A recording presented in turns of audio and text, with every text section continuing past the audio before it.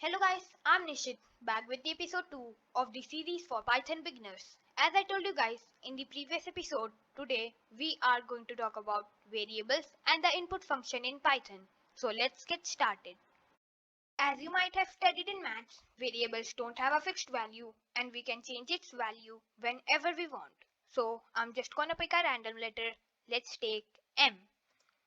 As you can see, it is showing an error because the program don't know what is the meaning of m. So we can tell it that it's a variable by assigning it a value. Like we want the value of 222 in m. So for that, we'll need the assignment operator, that is an equal to sign. If we want the value of 222 in m, then we have to place the assignment operator between m and 222. As you can see, it is not showing any error now because now the program knows that m is a variable containing the value of 222 in it. Now we want to print the value of m, that is 222, for which we'll need the print function. If we want to print a variable, we don't have to put it between the quotation marks. We just have to put it between the parentheses. Now I'm gonna run this to show you what it prints.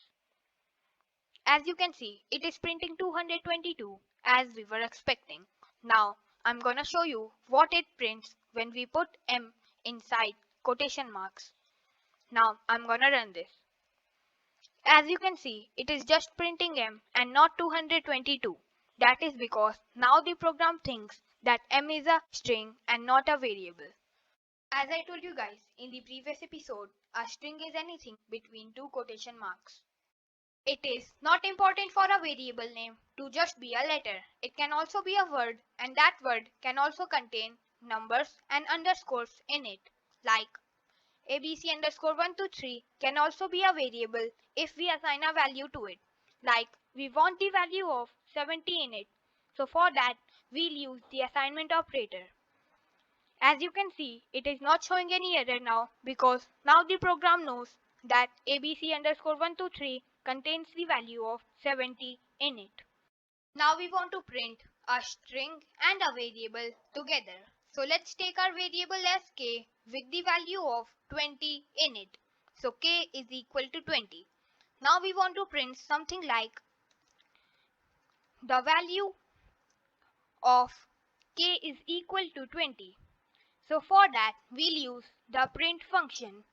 Now, I'm gonna type quotation marks inside the parenthesis of the print function.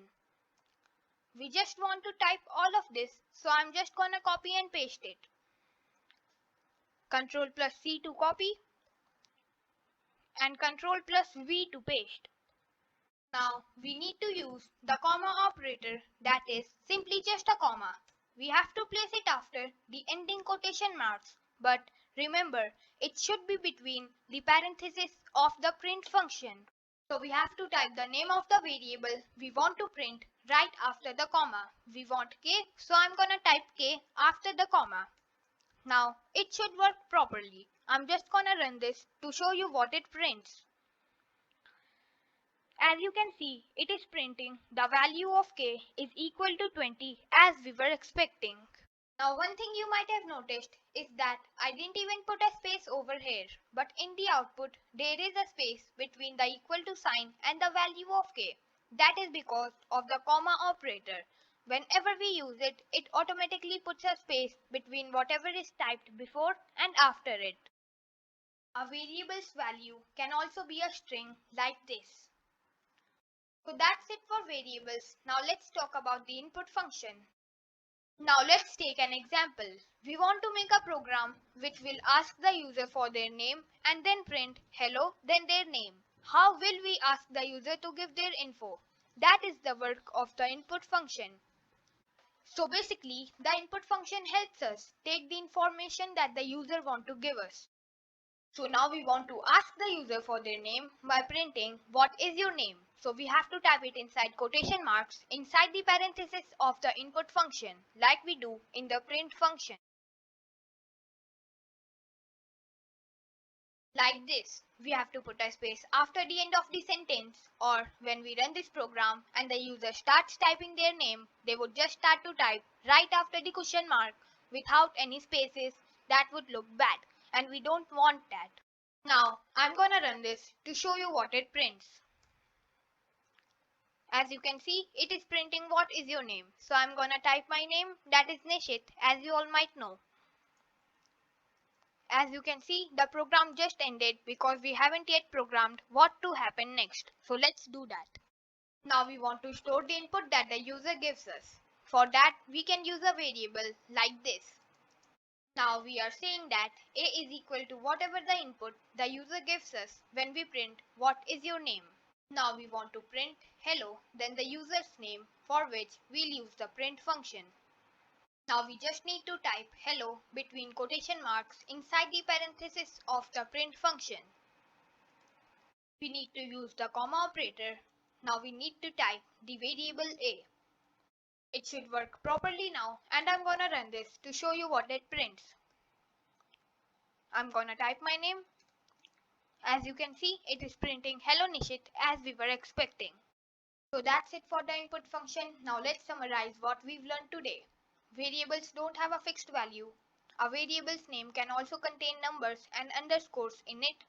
A variable's value can also be the input that the user gives us. The input function helps us take the information that the user wants to give us. So that's it for today guys. If you have any doubts related to this video, you can tell me on my Discord server. I'll leave a link to it in the description.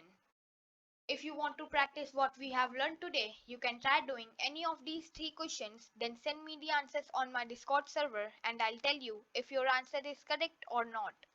If you learned something new today, then hit the like button and subscribe to this channel. I'll upload the next video soon. Till then, goodbye.